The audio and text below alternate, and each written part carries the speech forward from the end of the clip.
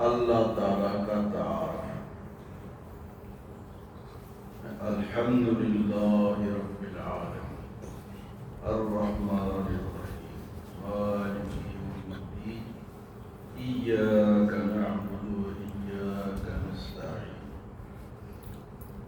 الحمدللہ نماز میں جو سورہ فاتحہ ہم پڑھتے ہیں اس میں اصل میں اللہ تعالیٰ کا تعارف ہے کہ اللہ کون ہے، اللہ کی ذات کیا ہے، اللہ کی کیا صفات ہے۔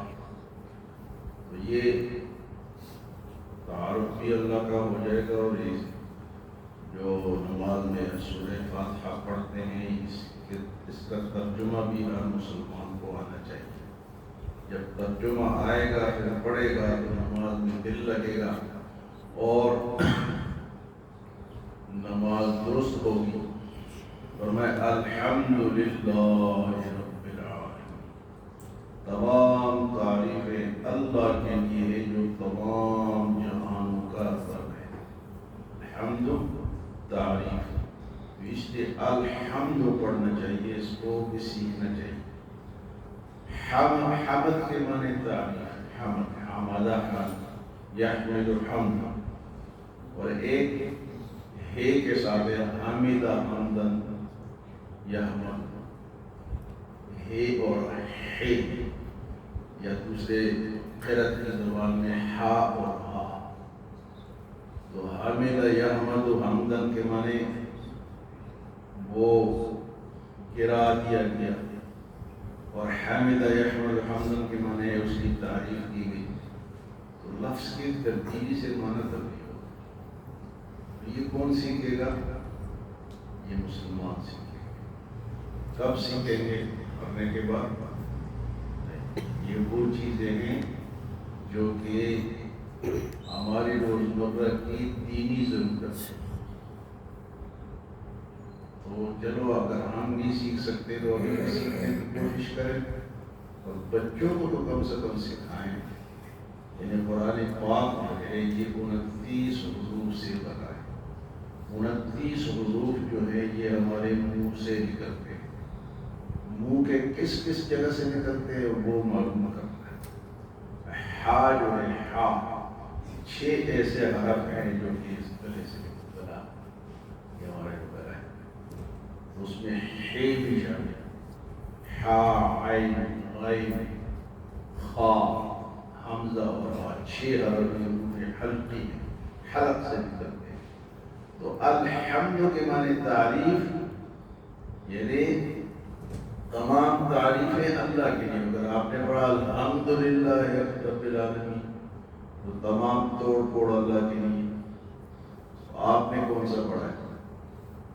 آپ نے کون سا پڑھا ہے؟ ہماری نمازوں کا اثر کہاں ہوگا جب اس کا معنی ہی غلط ہوگا؟ تو سیکھنا چاہیے نہیں سیکھنا چاہیے؟ اس کی الگ ایک کلاس ہونی چاہیے جس میں ہم قرآن سیکھیں۔ مشکل نہیں ہے، آسان ہے، لیکن ہم نے کبھی ٹائم دی ہی نہیں۔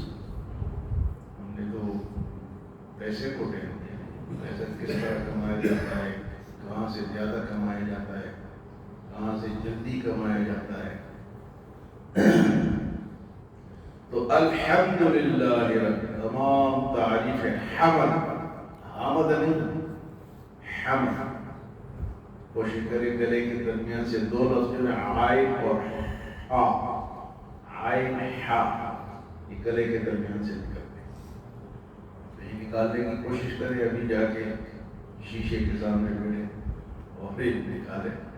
تو الحمدللہ رب العالمین، تمام تعریفیں اس اللہ کے لیے جو تمام جہانوں کا مالک ہے، پروردگار ہے، پالنے والا ہے۔ تمام جہانوں کو کون پال رہا ہے؟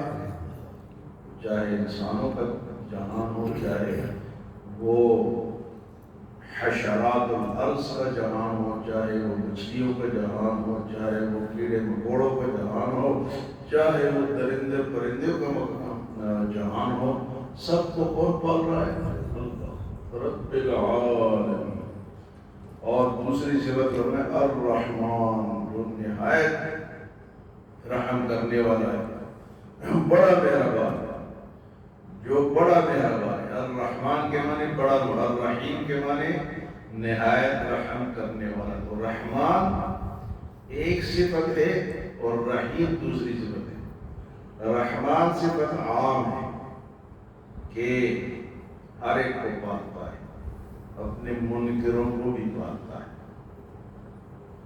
ان کو بھی کھلاتا پلاتا ہے. لیکن الرحیم یہ قیامت میں صرف اپنے اوپر ایمان لانے والوں کو رحمت دے گا. دنیا کا وہ رحمان ہے، سب کو دے گا، لیکن الرحیم قیامت میں صرف ایمان والوں کا ہے، مسلمانوں کا ہوگا. تو وہاں بھی رحم ملے گا. مالک یوم الدین، وہ قیامت کے دن کا مالک ہے. یوم الدین قیامت کا دن، مالک.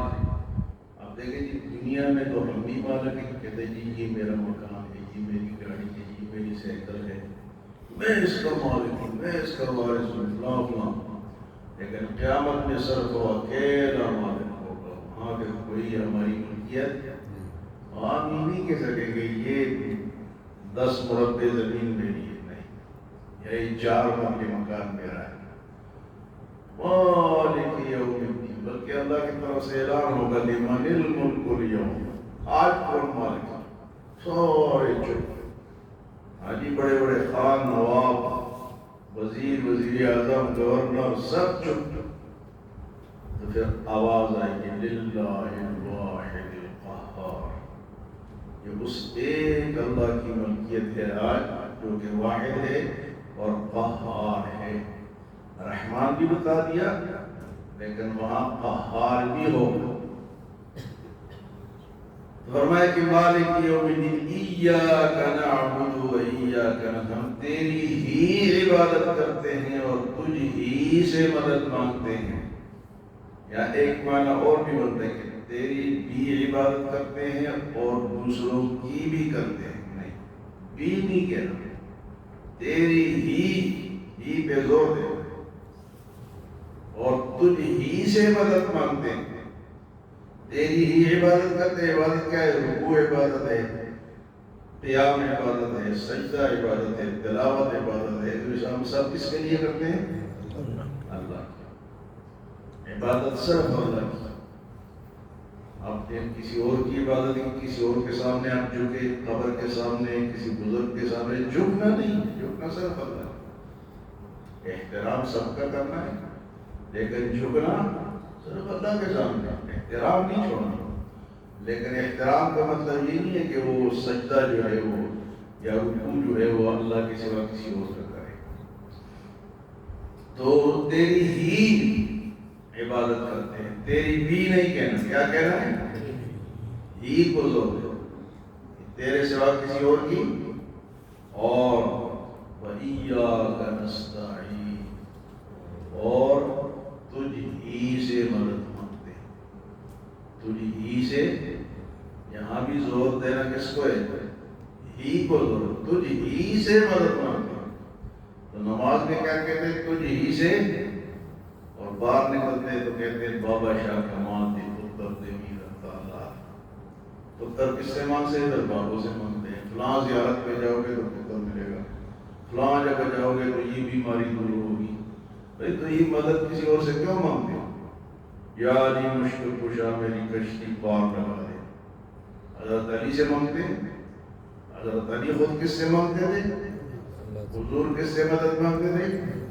غزوہ بدر میں 313 تھے تو حضور نے کیا دعا مانگی؟ یا اللہ یہ 313 تو ہماری مدد فرما، یہ ختم ہو گئے، ضائع ہو گئے تو تیرا نام لینے والا کوئی نہیں ہوگا. پیارے نبی دونوں جہانوں کے سردار کس سے مدد مانگ رہے ہیں؟ اور ہم کس سے مانگتے ہیں؟ کہتے ہیں یہ مولوی جو ہے یہ ہمیں بزرگوں سے منع کرتے ہیں کہ بزرگوں کے پاس نہ جاؤ، خدا کے بندے جاؤ لیکن مدد صرف. جتنی قوالیاں آپ کی جس میں شرکی الفاظ ہیں، پردولی میری یا محمد، میں لوٹ کر نہ جاؤں گا خالی، یعنی حضور سے مدد مانگ رہے ہیں آپ. حضور کس سے مانگ رہے ہیں؟ اللہ سے. یہ ہماری علمی کمزوری ہے، علم نہیں ہے ہمارے پاس. سنی سنائی باتوں پہ ہم چلتے ہیں، ریڈیو سے سنا، ٹی وی سے سنا، نیٹ سے سنا بس پیچھے چل پڑے. تو کیوں چل پڑتے ہیں کہ ہمارے پاس علم نہیں ہے اور نہ ہم نے سیکھا ہے، نہ کبھی سیکھنے کی کوشش. مسلمان ہے جی، ابا بھی مسلمان تھا اور دادا بھی مسلمان تھا، ہمارا پورا خاندان مسلمان تھا. تو جب مسلمان ہے تو اس کو سیکھنے کی کیا ضرورت ہے؟ یہ سیکھنے کے بغیر دین نہیں آتا. آپ کوئی درزی ایسا مجھے بتائیں جو کہ درزی بناؤ بغیر کسی استاد کے. کوئی ڈاکٹر بتائیں کہ جو کہ بغیر استاد کے ڈاکٹر بناؤ. کوئی مجھے آپ انجینئر بتائے جو کہ استاد کے بغیر بناؤ. چھوٹے چھوٹے کام میں بھی میرے استاد نے تالا کھولنا جو ہے یہ بھی استاد نے سکھایا ہے. دین خامخواہ آ گیا، خود کو خدا گیا. یہ دیکھو میں نے الحمد اور الحمد کی مثال آپ کو دی ہے کہ الحمد پڑھو گے تو اللہ کی تعریف کرو گے، الحمد پڑھو گے تو یہ علم ہے. اتنا علم حاصل کرنا جس سے ہماری نماز، ہمارا روزہ، ہمارے روزمرہ کے معاملات، ہماری مدد مانگنا، دعا کرنا، کس سے مدد مانگے کس سے نہ مانگے، یہ ہمارے اوپر لازم ہے. لیکن کوئی ٹائم نہیں دیتا. تو ٹائم نہیں دیں گے تو غلطیاں کریں گے، غلطیاں کریں گے تو پھر کل وہ چیز آپ کہیں گے اللہ اتنی نمازیں پڑھی، اللہ فرمائیں گے کہ تم نے بڑی غلط ہے، تم مدد کس سے مانگتا رہا، تو عبادت کس کی کرتا رہا. تو ایاک نعبد و ایاک نستعین، تیری ہی عبادت کرتے ہیں اور تجھ ہی سے مدد مانگتے ہیں. یہ اللہ تعالیٰ کی تعریف سورۃ فاتحہ میں آدھی انشاءاللہ کل. الحمدللہ رب العالمین، تمام تعریف ہے اللہ کے لیے جو تمام جہانوں کا رب ہے. الرحمن، جو بڑا مہربان ہے. الرحیم، نہایت رحم کرنے والا ہے. مالک یوم الدین، قیامت کے دن کا مالک ہے. ایاک نعبد و ایاک نستعین، نماز میں تو مدد کس سے مانگتے ہیں؟ اور جب مسجد سے یا گھر سے باہر نکلتے ہیں تو جہاں اور سبز جھنڈا دیکھا ہاں بس وہاں جھک گئے. وہاں کہاں جھکنا ہے؟ اللہ کے سامنے. ایاک نعبد و ایاک نستعین. ایک حدیث مبارک فرمائے بیان ابی درداء رضی اللہ عنہ قال قال رسول اللہ صلی اللہ علیہ وسلم من حفظ على امتی 40 حدیثا من امر دینها بعثه الله فقیها وكنت له يوم القیامة شافعا وشهیدا.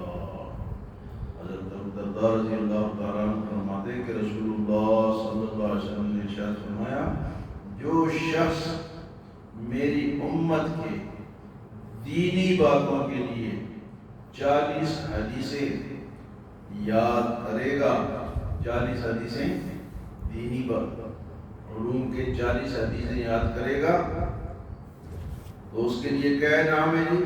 اللہ تعالیٰ اس کو قیامت کے دن فقیہ اٹھائیں گے. فقیہ بہت بڑا عالم ہوتا ہے. یعنی فقیہ ہر بندہ نہیں ہوتا. فقیہ اس کو کہتے ہیں جو کہ قرآن سے حدیث سے مسائل نکالے. تو یہ شخص 40 حدیثیں یاد کرے گا تو یہ فقیہ بن جائے. اس کا طریقہ یہ ہے کہ چھوٹی چھوٹی حدیثیں بندہ وہ یاد کرے. اگر یاد نہیں کر سکتا تو 40 حدیثیں کسی بزرگ سے لکھوا کے وہ شائع کر دے، ہاں اس کو چھاپ دے تقسیم کر دے. وہ بھی تو اشاعت ہے. اگر خود نہیں یاد کر سکتا تو 40 حدیثیں کیا کرے گی؟ ان کو چھپوا کر لوگوں میں تقسیم کر. وہ بھی اس کو بھی یہ فائدہ ہوگا. تو فرمایا کہ جو شخص میری امت کے دینی امور کے متعلق 40 حدیثیں یاد کرے گا تو اللہ تعالیٰ اس کو فقیہ بنا کر اٹھائیں گے اور قیامت کے دن میں اس کے لیے سفارش کروں گا.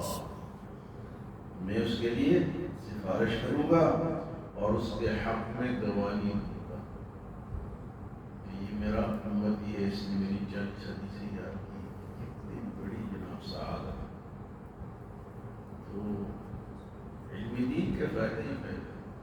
ابھی اس کے متعلق اور بھی باتیں ہیں، لیکن یہ لمبی ہو گئی، آج اتنی کافی، اس میں مزید باتیں انشاءاللہ حل کریں گے۔ اللہ ہمیں عمل اور سمجھ کی توفیق عطا فرمائے۔